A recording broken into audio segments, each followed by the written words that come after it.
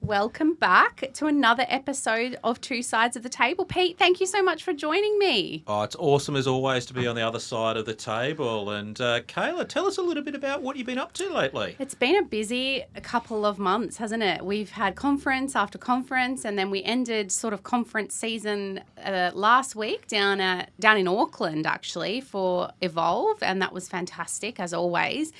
And we are recording this episode 3rd of December, so we are officially in silly season. Pete, have you done all your Christmas shopping? Oh, sorry, is it what? Christmas? Is that coming?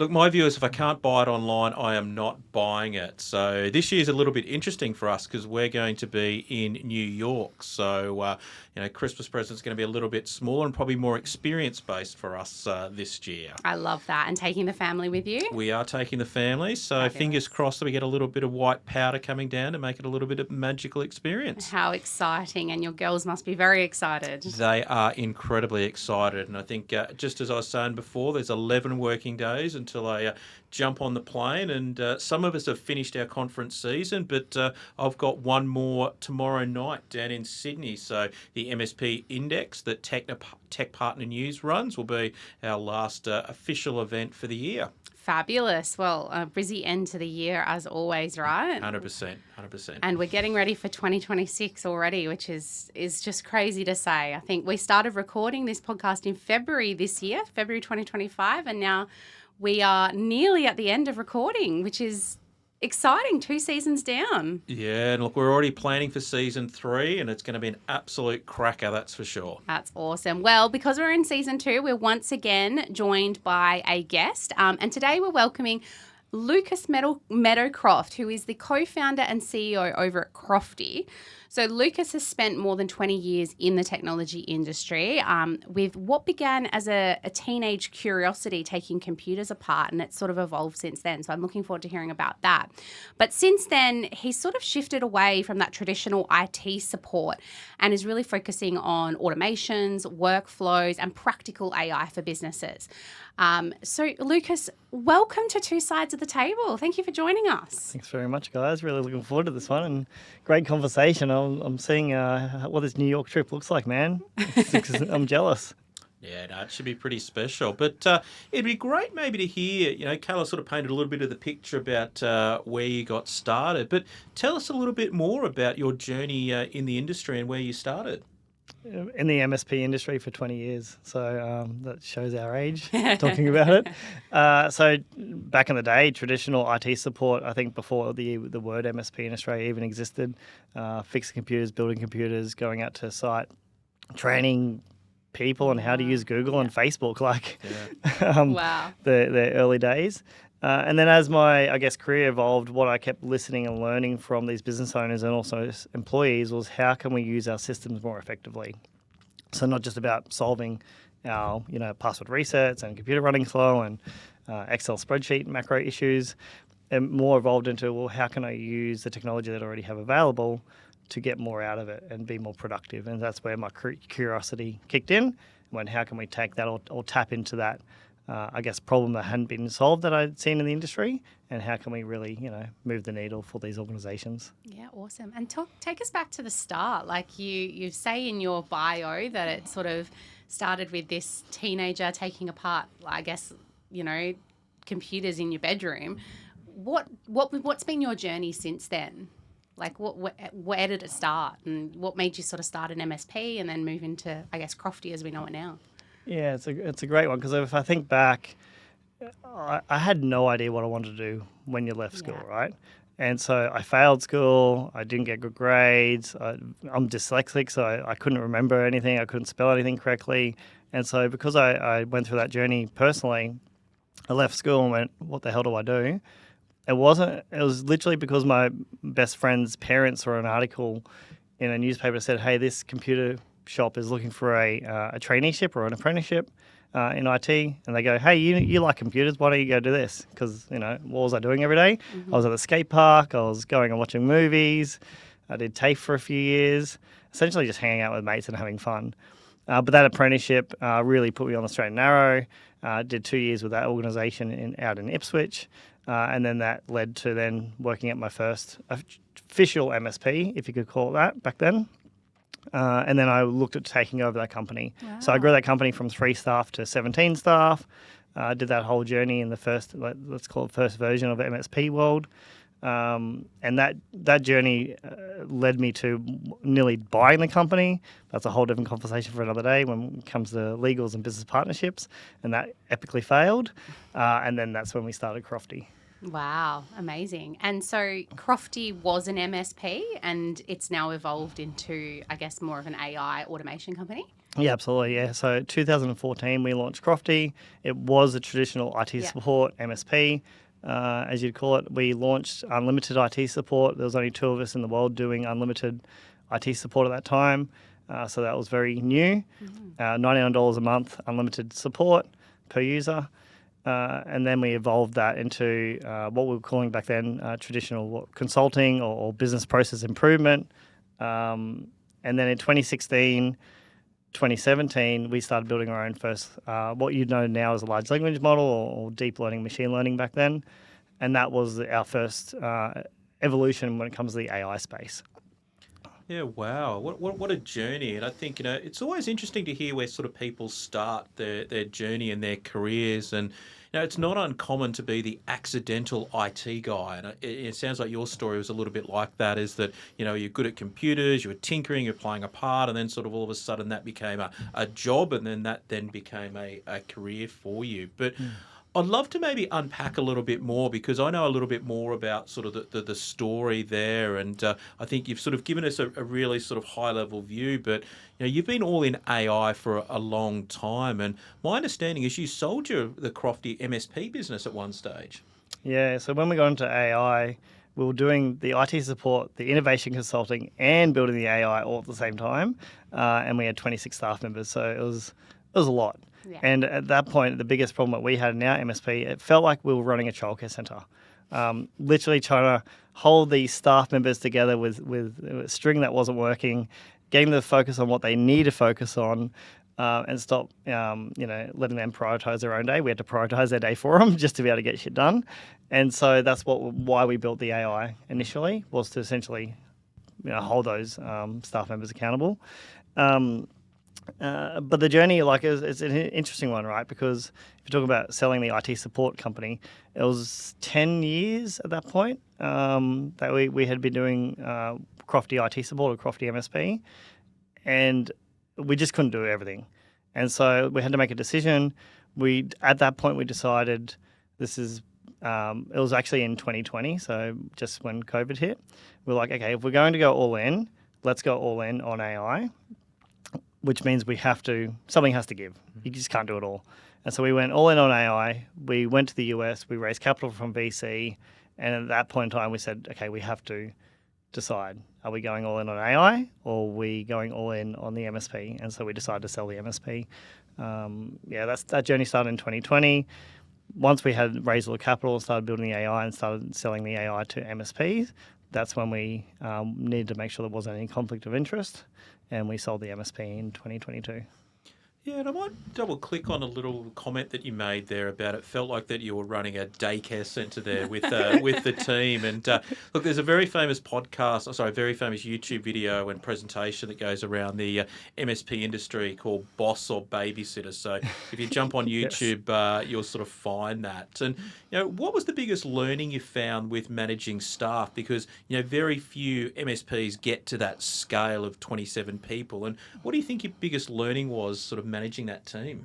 In the IT support space or MSP, engineers love solving problems. Technicians love solving problems. What they don't like doing, they don't like dealing with customers. This is the 80-20 rule. 80% of them don't like dealing with customers. They don't like doing the investigation. They just want to solve the problem. And so a lot of the investigation in the IT support space is not the investigation from a tech point of view, investigation from a customer and their issue and then the problem you're trying to solve. So it's very customer relationship, right? But there's this whole chalk and cheese scenario where a lot of your job as an MSP is actually customer facing. And so when I said it felt like running a childcare centre, because that's what it felt like it was, is you're essentially doing the hand-holding process for your techs. You're doing the hand-holding process between them and the customer. And then you're understanding all the customer needs, then you're prioritizing it for them, and then you're saying, great, this is exactly what the customer needs solving. Go and figure it out and solve it.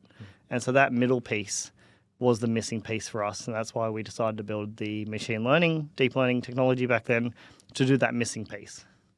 Yeah, wow. And it sounds like what you're able to do in that business, because my understanding that was the Tribute business, Yes. is almost basically take that sort of service delivery SDM role that's sort of often the glue that holds the customer and the technician together and automate that. Mm-hmm. That's exactly what we did over a 3-year period. We automated the entire process from a ticket coming in all the way through to it being exactly how it needs to be for a technician to jump on and solve their problem. The entire middle pieces of an SDM role, we automated the entire thing. I've got a question for you around your, maybe it sort of leans into your mindset around this. Like when you decided that you wanted to go all in on the AI and not focus so heavily on the MSP side of things, and you said you went to the US and raised some VC for it.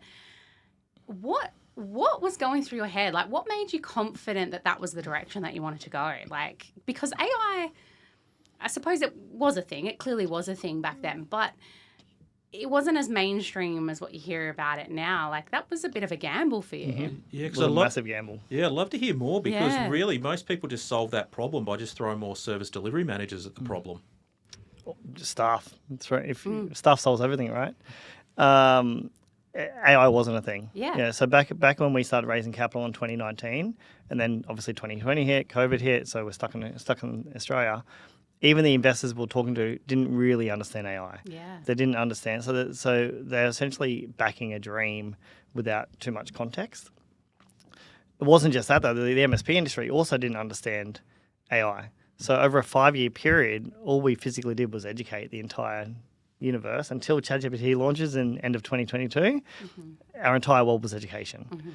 Mm-hmm. So were we confident? We were semi-confident. On the higher end of semi-confident. I get lessons learned. Like if you asked me this question when we were in the thick of it, I said 100% the product we've built Oh, absolutely. will absolutely solve Yeah.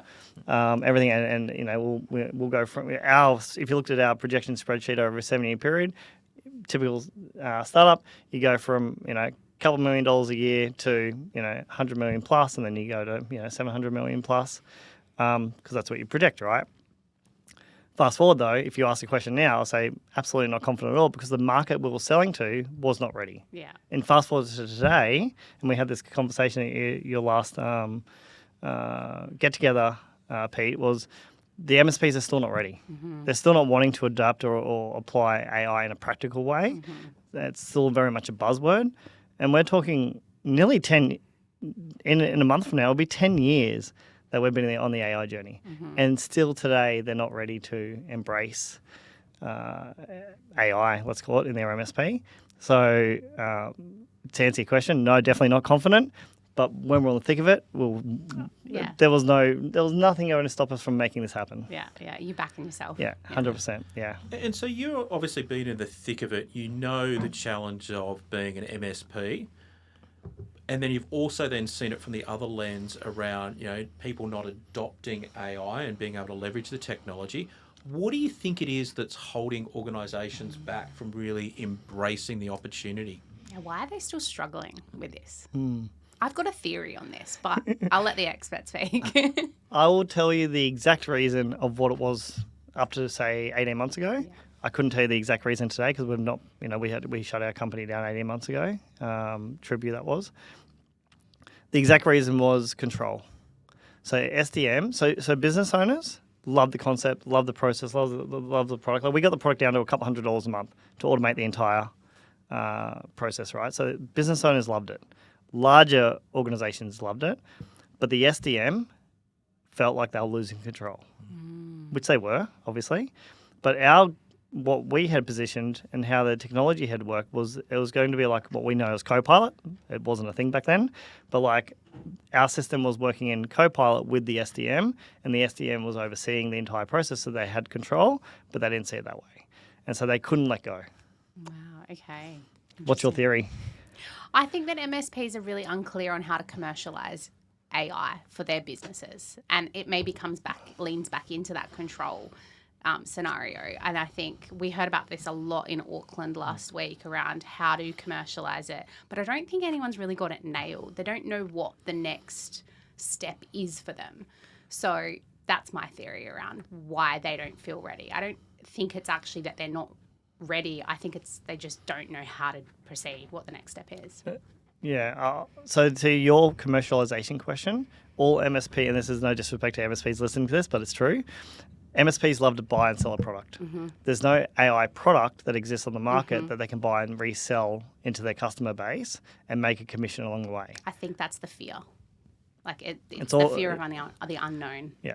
Yeah, and I think it also comes back to many people are actually, rather than working with the AI, they're actually working against the AI. And, there's often a fear about, that classic, it's going to take my job and things like that. I think that you sort of touched on that around the SDM comment there. But I'd be interested to get your thoughts, because one of the things that we keep hearing pop up time and time again with organisations about trying to drive that efficiency and a product called Threads, and using that as almost being able to be a prompt to then help people, what to answer and what's next, and what are your thoughts on how people are adopting that maybe now?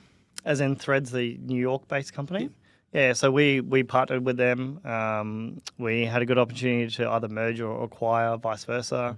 The scenario we saw, because we came into the ecosystem with a very open mind. So I'll leave the Thread conversation in a second. I'll give a high level to, I guess, how we saw the ecosystem. So going to all the conferences, meeting all the other partners and other organizations, vendors, we're like, how can we be the one-stop shop to then provide the service required to the MSP? Because the information we heard time and time and again from the MSPs was there's too many vendors. There's 1,000+ vendors. Who the hell do we go to? And so we came in with the direction of, hey, if we were to build our system with an open API and integrate into all these platforms, then essentially you can get one platform that then pushes the information to all the others. So that was our direction. We obviously never got there because vendors were like, no, that's our baby. Don't talk to our clients. They're our clients. But the second thing is there was still that big disconnect on how the rest of the ecosystem, ConnectWise, Autotask, Kaseya, saw that, right? Somewhat a bit of a threat. When we talk about Threads, they went off a different direction. That automation was their end goal. But I think what they did successfully was start really simple and just provide that thread conversation in a very simple format that allows the control to still be had by the MSP and the service delivery managers. And that, I think that approach that they did was really, really well done.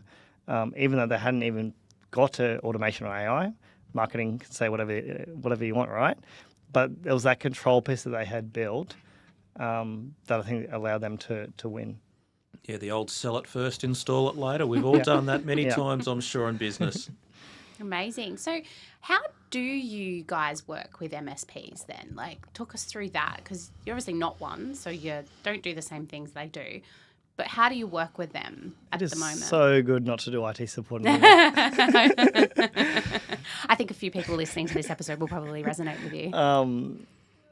Quickly on that point, then I'll explain that. So when we sold our MSP, whoever's out there listening and has sold their MSP, that first 3 months after you sell, you're still checking your phone every day going, why am I not getting phone calls? Why am I not getting emails? I was just on a family cruise last week and I got 2 emails the entire time.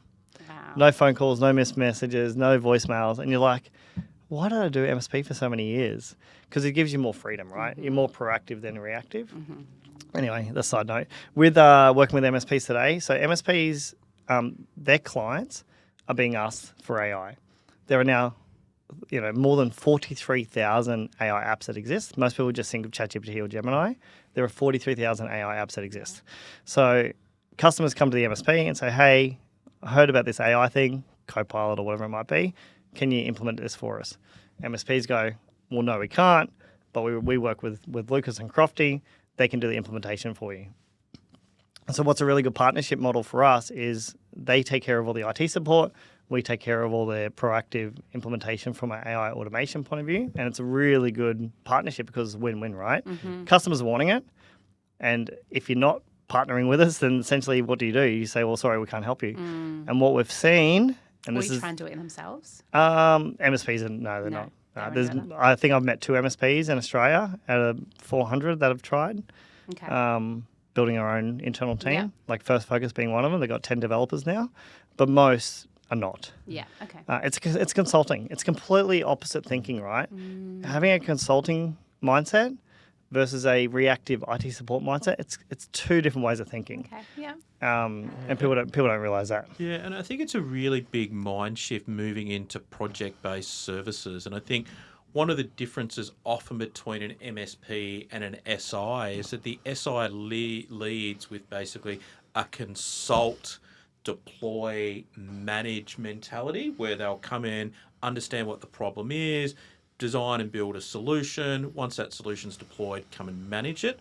Versus an MSP, which traditionally leads with always a managed play. Yeah. And so the classic playbook is that we don't want to do project-based services because they're bad. We just want recurring services. So it's a very different muscle to be able to then build around, well, I need project management. I need to be managing utilization more effectively. I need to then, understand, cost of delivering those services.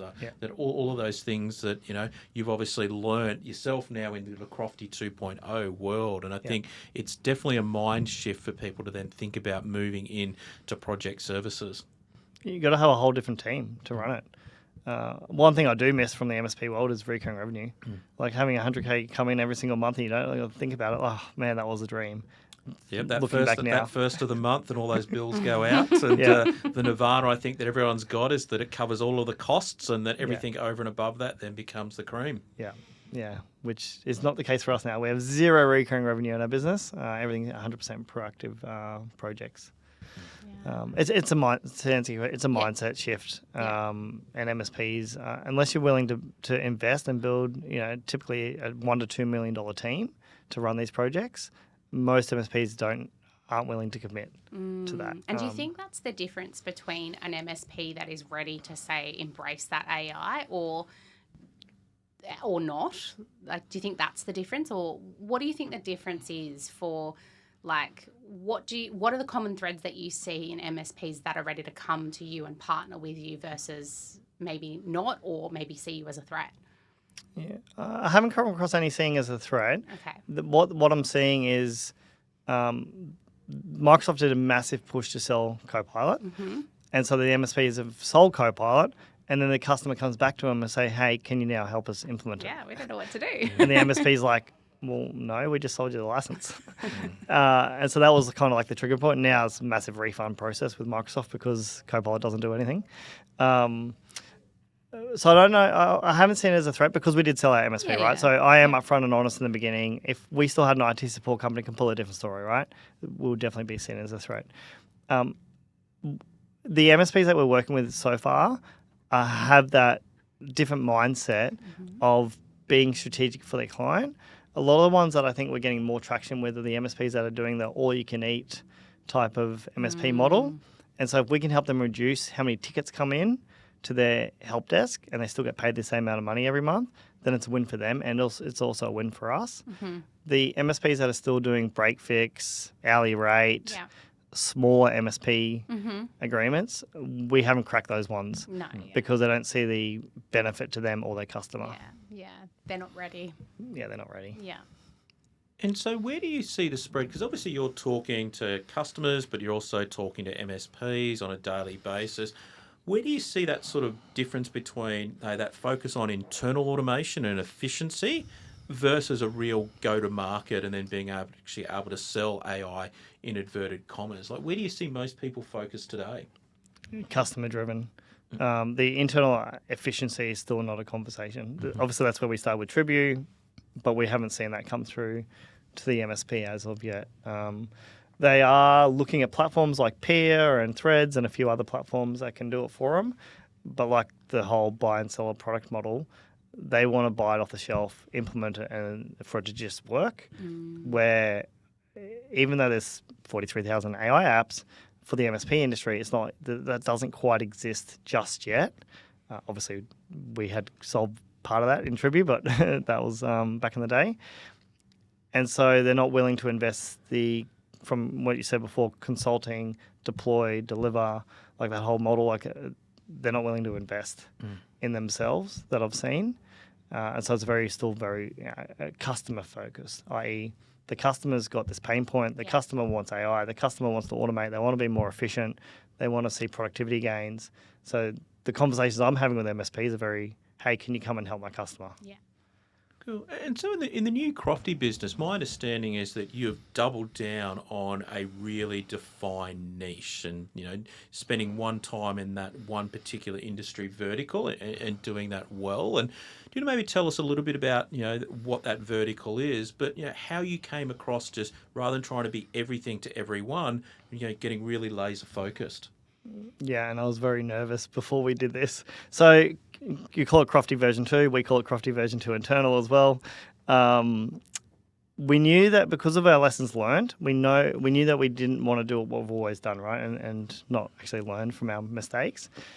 And so the first thing we did was we set up the leadership structure and the team from the get-go before we even hired our first staff member. So we're talking on all this, what I'm about to tell you, the entire journey in the last 18 months.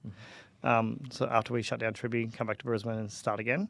So got the leadership team set up first, hired a marketing strategist, so not a marketing digital implementation person, a physical strategist, and said, okay, we want to scale and we want to grow to 5 mil, 10 mil as fast as we possibly can and then exit. So how do we do that as fast as possible? And so they did a lot of due diligence. They understood our business or what we were trying to achieve, 18 months ago. They then went to market. They did their market analysis and went, okay, based on what we understand with your business, based on the market that we think is going to be the ideal for you to scale fastest, we're going to double down on construction and manufacturing and get even more niche than that. We're going to double down on the companies that are 100 mil to 1 bill range in the construction manufacturing industry. They came back to us after a 3-month research piece. In that research piece, they interviewed 10 construction companies, 10 manufacturing companies without us knowing. We don't know who they are. They don't know who we are. They did all that under the radar. And they spent 45 minutes to an hour with each of those businesses, and they came back with all this evidence. All the market research pieces. And, we've spent about maybe 80 or close to 100K now over the last 12 plus months with a marketing strategist. We haven't even done implementation yet, just the strategy piece alone. But we knew we wanted to get it right. And so we did all that up front. And then because we did that, and as I said in the beginning, I was very nervous. If we have to start saying no to customers, that makes me nervous, right? But now, if I fast forward from the last 18 months, we're back up to 13 staff, back up to 2 mil rev in a very short period of time because we've gone all in that industry.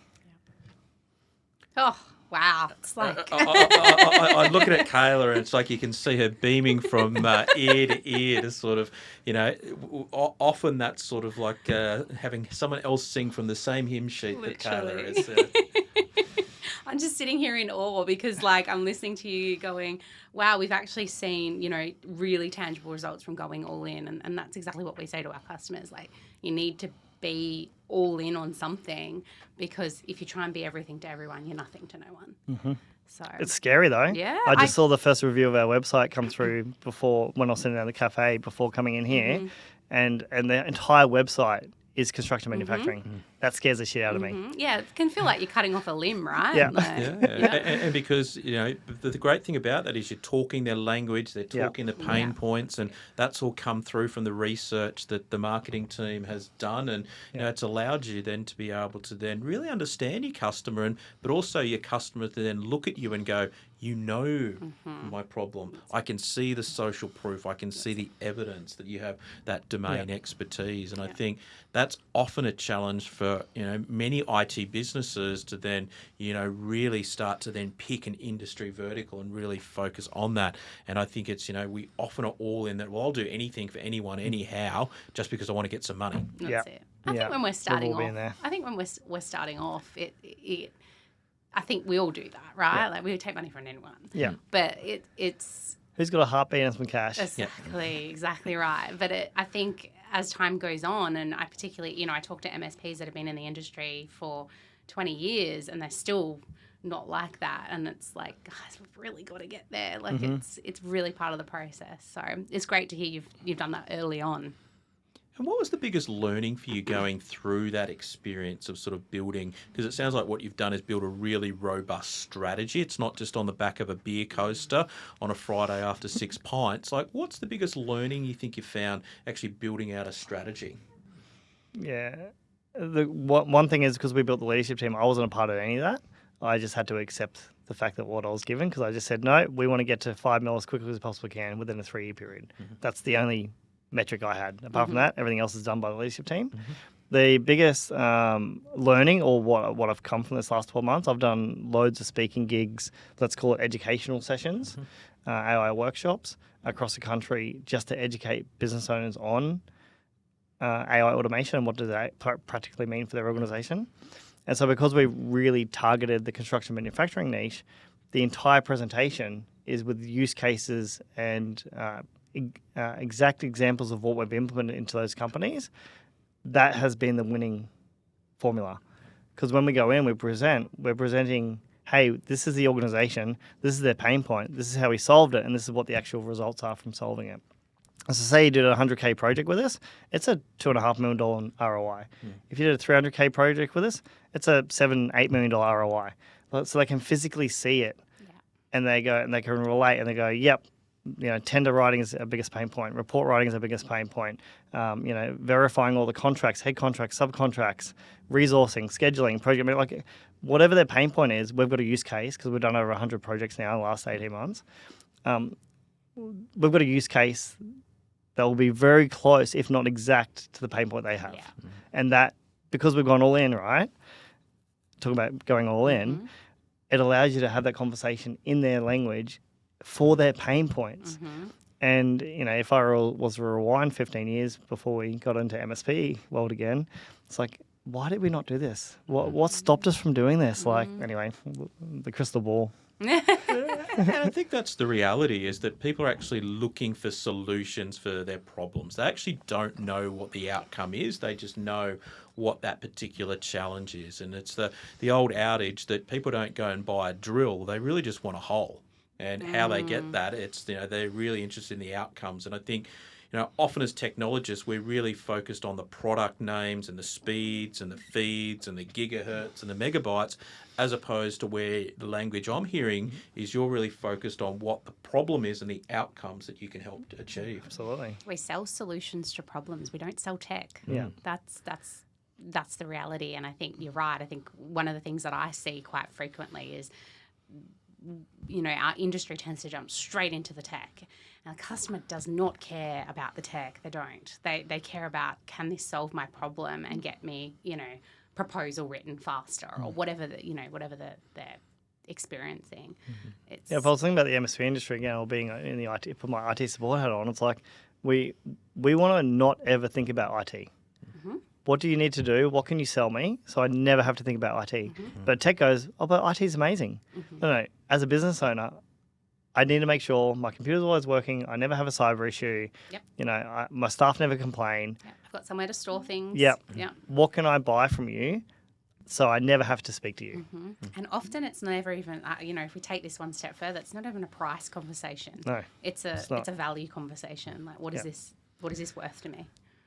One thing that's super interesting this last 12 months on this market, I call it the marketing journey that we've been on, is price has not come up once.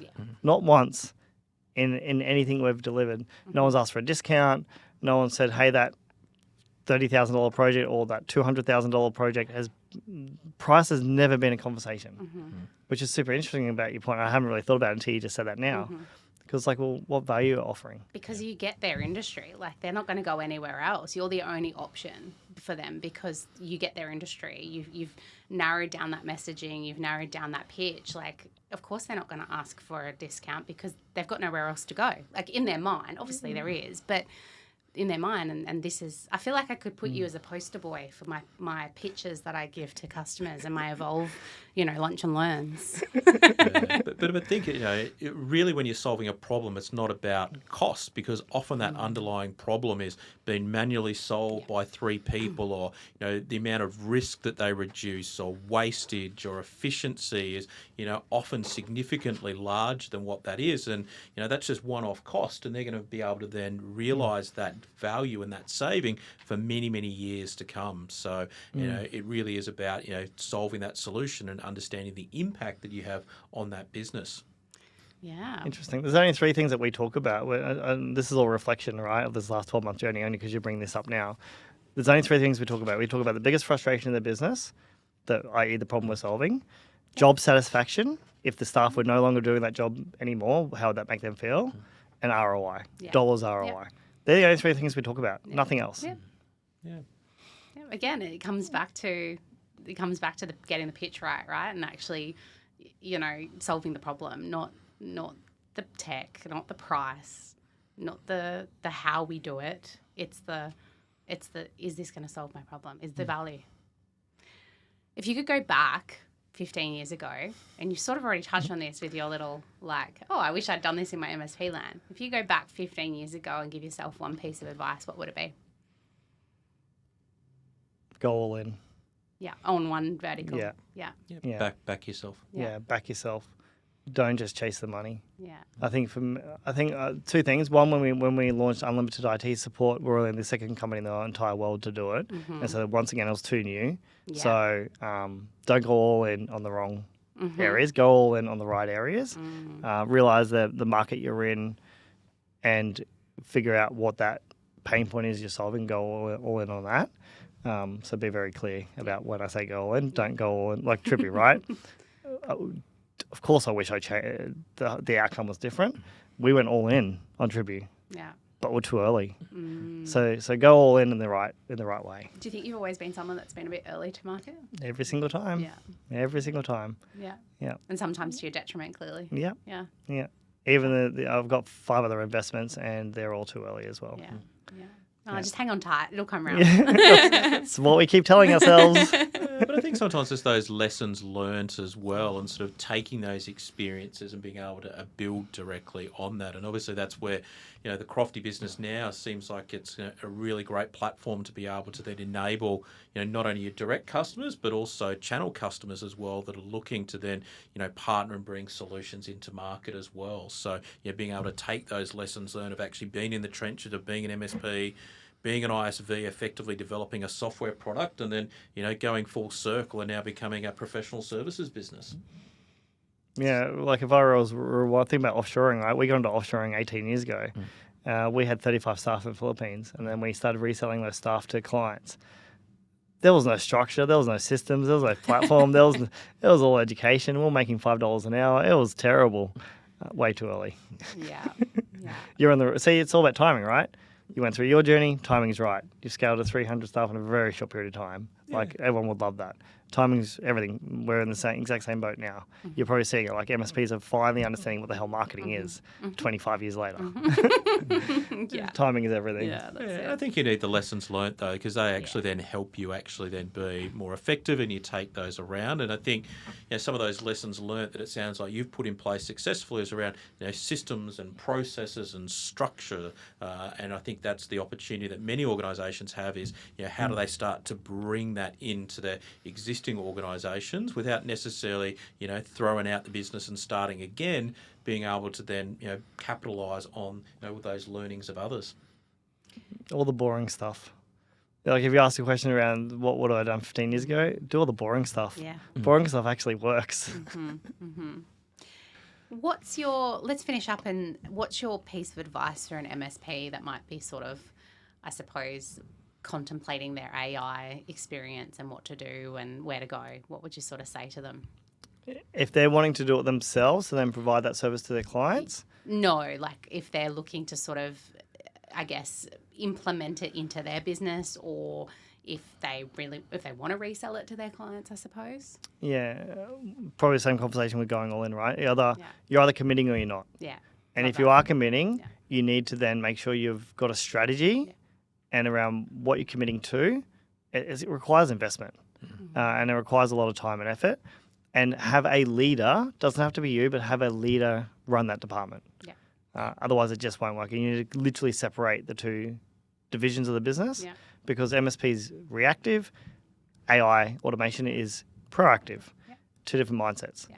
So have a leader in your company rolling that out. Yeah, and I think it's important because the reality is you can't be half pregnant. You've either got to be then running down this AI journey or not. But I think it's also, there is nothing wrong to actually say no, because no is one of the most important things from a strategy perspective. And I think the reality is, I think the industry is over the AI buzzword. Yeah. It's sort of just become sort of just a common nomenclature that everyone starts to use. But I think there's very few people that are really happy to put their hand up and say, actually, I'm not going down the AI journey. My business is not based around that. I will partner with others to do that. And I think, one of my key takeaways from listening to you today, Lucas, is really just starting to think, even in my own business, what are the things that I actually say no to rather than trying to do everything. Yeah, it's powerful, hey? 100%. Super powerful. Lucas, thank you so much for joining us today. That was a really good episode. If people want to get in touch with you, how do they do that? Search for me online. One really good, unique thing about me is I'm the only Lucas Meadowcroft in the world. So you type in my name, you'll get every contact details that ever exist. I'm a complete open book. People, we're heavy in the AI space, but people always say, and they jokingly say when I'm doing presentations, that, hey, how do we make sure that our information doesn't get out there? If you've been using Facebook or WhatsApp or any of these technologies on your phone for the last 15 years, your information's out there anyway. So don't try and hide it. Yeah. Lucas Meadowcroft. You can put this in the show notes as well. Yeah. I'm on every platform you can think of. Awesome. Thank you so much. And Pete, thank you so much for joining me on the other side of the table. Fantastic. And what an awesome episode. Thanks, Lucas, again for those insights. And thanks, Kayla, for an exceptional episode as well. And also a great sort of wrap up as we start to think about one last episode that we've got in the season. Perfect. And if you've got any feedback for us, then please send it through. We'd love to hear it.